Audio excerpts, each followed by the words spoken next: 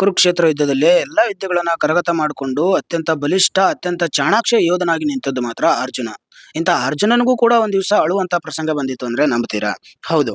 ಎಲ್ರೂ ನನ್ನವರೇ ಇದ್ದಾರೆ ಕೃಷ್ಣ, ಇವ್ರ ಮೇಲೆ ಹೇಗ್ ನಾನು ಯುದ್ಧ ಮಾಡ್ಲಿ ಅಂತ ಬಿಕ್ಕಿ ಬಿಕ್ಕಿ ಅಳುತ್ತಾ ಶ್ರೀಕೃಷ್ಣ ಪರಮಾತ್ಮನ ಕಾಲಿಗೆ ಬಿದ್ದಿದ್ದು ಪರಮಾತ್ಮನಿಂದ ಪಾಶುಪಶಾಸ್ತ್ರವನ್ನ ಪಡೆದಂತ ಆ ವೀರನ ವರುಣದೇವನನ್ನ ಕ್ಷಣ ಮಾತ್ರದಲ್ಲಿ ಸುಲಭವಾಗಿ ಸೋಲಿಸಿದ್ದು ಆ ಪಾರ್ಥನ ಅಂತ ಅನುಮಾನ ಬಂದೇ ಬರುತ್ತೆ. ಹಂಗಂತ ಅರ್ಜುನ ಏನು ಯುದ್ಧದಿಂದ ಹಿಂದೇಟಾಗ್ತಾ ಇದ್ದ, ಯುದ್ಧಕ್ಕೆ ಹೆದರ್ತಾ ಇದ್ದ ಅಂತ ಅಲ್ಲ. ಧರ್ಮ ಗೆಲ್ಬೇಕು, ರಾಜ್ಯ ಗೆಲ್ಬೇಕು ಅನ್ನೋದ್ರ ಜೊತೆಗೆ ನಾನು, ತಾನು, ತನ್ನವ್ರು ಅನ್ನೋರೆಲ್ರೂ ಕೂಡ ಬದುಕುಳಿಬೇಕು ಅನ್ನೋದು ಅಷ್ಟೇ ಮುಖ್ಯವಾಗಿತ್ತು ಆ ಪಾರ್ಥನಿಗೆ.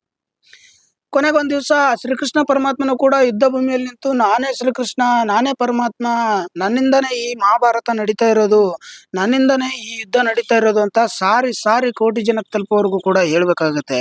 ಆದ್ರೆ ಅರ್ಜುನನಿಗೆ ಯಾವತ್ತೂ ಕೂಡ ಆ ಪ್ರಸಂಗ ಬರ್ಲೇ ಇಲ್ಲ. ಯಾಕಂದ್ರೆ ಅರ್ಜುನ ಆ ಕುರುಕ್ಷೇತ್ರ ಯುದ್ಧದಲ್ಲಿ ಅತ್ಯಂತ ಬಲಶಾಲಿ ಆದಂತ ಯೋಧನಾಗಿದ್ದ.